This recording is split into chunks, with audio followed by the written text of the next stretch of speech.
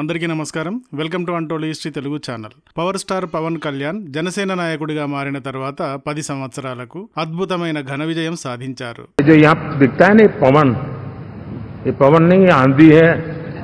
మోదీ చేత ఏ పవన్ నహీ ఆంధీ హై అని భారతదేశ ప్రముఖులందరి ముందు, ఎంపీల అందరి ముందు, విదేశీ అధినేతల ముందు పొగడబడ్డారు. పవన్ అంటే గాలి, ఆంధీ అంటే తుఫాన్. ఈయన గాలి, ఉత్త గాలి కాదు, తుఫాన్ అని మోడీ గారు పవన్ గారి గురించి అన్నారన్నమాట. World number 1 popular person, 3 times chief minister, 3 times prime minister అయిన మోడీ గారు అలా అనడం పవన్ గారికి చాలా పెద్ద అచీవ్మెంట్. అయితే ఇంతవరకు బాగానే ఉంది. మోడీ గారు పవన్ గారిని పొగిడారు గాని ఆయన జనసేన పార్టీకి చెందిన ఎంపీలలో ఒక్కరిని కూడా తమ క్యాబినెట్ లోకి తీసుకోలేదు. What is this? ఇలా చేసి మోడీ గారు పవన్ కి దెబ్బేశారా? దెబ్బేసినట్టేనా? ఓ మినిస్ట్రీ కావాలని పవన్ అడుగుతారా? అలిగే అలవాటు పవన్ కు లేదు కాబట్టి మోడీతో స్ట్రైకింగ్ మొదలు పెడతారా? మోడీ గారు ఇలా చేశారేమిటి అని మనకు కొన్ని క్వశ్చన్ మార్కులు ఎదురొస్తాయి. అసలైతే ఏపీలో టీడీపీ, బీజేపీ, జనసేన పార్టీలను కలపాలని, కూటమిగా మార్చాలని, వైసీపీ ప్రభుత్వ వ్యతిరేక ఓటును ఎట్టి పరిస్థితుల్లో ఈసారి చీలనివ్వకూడదని ప్రయత్నించిందే పవన్ కళ్యాణ్ గారు. ఏపీలో ఇలా ఈ 3 పార్టీలు అలయన్స్ గా ఏర్పడడానికి 2024 అసెంబ్లీ అండ్ లోక్సభ ఎలక్షన్స్ లో వైసీపీని దారుణంగా ఓడించడానికి కర్మ, కర్త, క్రియ అన్ని జనసేన నాయకుడు పవన్ కళ్యాణ్ గారే కారణం అని అన్ని రకాల మీడియా ఆకాశానికి ఎత్తింది. పవన్ కళ్యాణ్ ఈ 10 ఏళ్లు చాలా శ్రమించారు.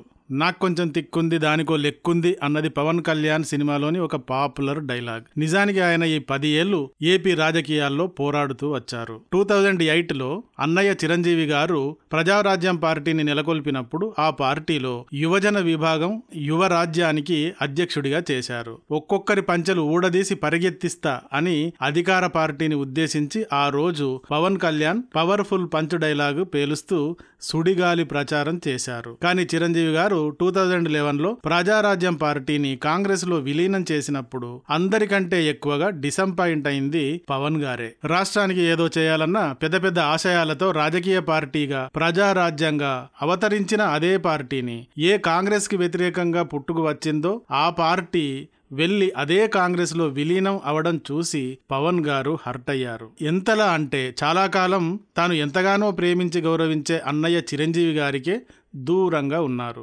రాష్ట్రానికి ఏదో చేయాలి అన్న కసితో 2014 మార్చిలో జనసేన పార్టీని స్థాపించారు. రాజకీయ పార్టీని ఏర్పాటు చేసిన తర్వాత పవన్ చాలా రకాల విమర్శలను ఎదుర్కొన్నారు. ఆయన ప్రత్యర్థులు ప్రధానంగా ఆయన 3 పెళ్లిళ్లను ముందేసుకుని విమర్శలకు దిగారు. క్యారెక్టర్ లెస్ అంటూ ఆయన ఇమేజ్ ని డార్క్ చేయడానికి చూశారు.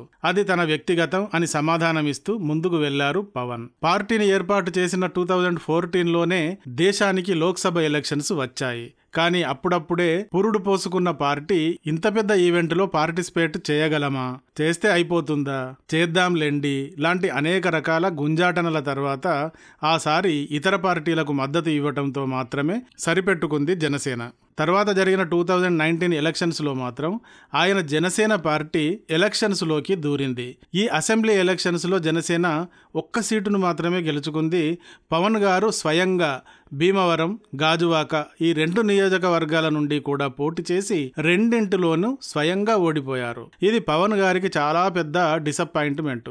ఆయన చుట్టూ ఉన్న అన్ని రంగాలలోని వ్యతిరేక శక్తులు ఇలా 2 చోట్ల నుండి ఆయన ఓడిపోవడాన్ని చూసి గేలి చేశారు, అవమానించారు. ఇంత చేవలేని చేతకాని వాడు అంటే 2 చోట్ల నుండి స్వయంగా ఓడిపోయిన వాడు ఓ రాజకీయ పార్టీనే నడిపిస్తానని ఎగేసుకు రావడం ఎందుకు? దుకాణం మూసుకొని బందుబోర్డు వేలాడదీసుకోక అంటూ విమర్శించారు.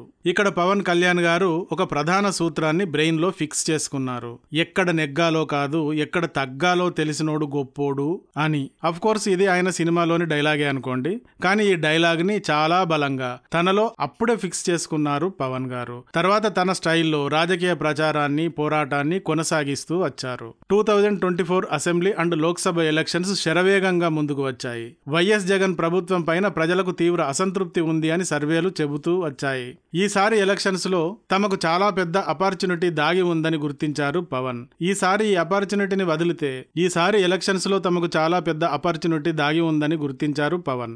ఈసారి ఈ అపార్చునిటీని వదిలితే వైసీపీ చేతుల్లోంచి అధికారాన్ని గుంజుకోలేమని గ్రహించారు. వైసీపీపై ఉన్న అసంతృప్తిని ఒకే బ్యాలెట్ బాక్స్ లోకి గనక టర్న్ చేయగలిగితే అది చాలు, గెలుపు తమ కిచెన్ లోకి వచ్చేస్తుంది అని నమ్మారు. అయితే ఆయనకు తెలుసు, ఏపీ మొత్తం తమ పార్టీ అన్ని నియోజకవర్గాలలో పార్టిసిపేట్ చేయలేదని. అందుకని ఆయన టీడీపీతో పొత్తు పెట్టుకున్నారు. 2024 ఎలక్షన్స్ కి కొద్ది ముందు ఏపీ పొలిటికల్ స్టోరీ ఎలా ఉంది అంటే, వైఎస్ జగన్ ని ఎవరైనా ఢీ కొనగలరా అన్నట్టుగా ఉండేది. బ్యాలెట్ దగ్గరే కాదు, బాక్సింగ్ దగ్గర కూడా. ఎందుకంటే బ్యాలెట్ పెట్టెలను గల్లంతు చేయడం, రిగ్గింగ్ గుద్దడం, అడ్డొస్తే అపోజిషన్ ని బాక్సింగ్ తో గుద్దడం లాంటి అన్వాంటెడ్ పవర్స్ ఉన్న వారితో పెట్టుకుంటున్నాము అని పవన్ గారికి తెలుసు. ఈ డేంజర్ బెల్స్ ముందు కూల్ గా ఓటింగ్ జరగాలంటే బీజేపీతో పొత్తు అవసరం. తమ 3 పార్టీలు జట్టు కట్టడం వల్ల ఓటు పర్సెంట్ చీలదు. తమ జోలికి వస్తే అవతలి వారి వీపు చీల్చవచ్చు. ఎందుకంటే అక్కడ మోడీ అండ్ అమిత్ షా లాంటి పవర్ఫుల్ కింగ్ మేకర్స్ ఉన్నారు. కానీ బీజేపీకి టీడీపీకి బేరం కుదరడం కష్టమైంది. ఎందుకంటే అంతకు క్రితం 2019లో టీడీపీ కాంగ్రెస్ తో జట్టు కట్టింది. అటు నుండి వాళ్ళు ఇప్పుడు కూడా తమ దగ్గర ఏదో తీయని పుల్లని ఐస్ క్రీమ్ ఉన్నట్టు తమ ఇండీ కూటమిలో చేరమని కన్నుగీటుతున్నారు. ఈ సందర్భంలో పవన్ కళ్యాణ్ గారు అపరిమితమైన తెగువను, లౌక్యాన్ని, దౌత్యాన్ని ప్రదర్శించారు. బీజేపీ అధిష్టానం దగ్గరకు వెళ్లి అటు వారిని ఇటు బాబు గారిని ఎలాగోలా ఒప్పించారు. మధ్య మధ్యలో బాబుకి బీజేపీకి కుదరడం లేదు, ఈ పొత్తు తుస్సే అన్న వార్తలు చాలా వచ్చాయి. కానీ పవన్ గారు వాటిని అబద్ధం చేసి పొత్తును నిజం చేశారు. నిజానికి పవన్ గారు 21 కాకుండా మరిన్ని సీట్లలో పోటీ చేసినా గెలిచి ఉండేవారు. కానీ పొత్తును సక్సెస్ గా నిలబెట్టాలి, వైసీపీని గద్దె దించాలి, ఏపీకి ఒక ఉత్తమమైన పాలనను అందించాలి అన్న ధ్యేయంతో ఎలాంటి గొంతెమ్మ కోరికలు కోరకుండా కేవలం 21 అసెంబ్లీ సీట్లు మాత్రమే, 2 ఎంపీ సీట్లు మాత్రమే చాలన్నారు.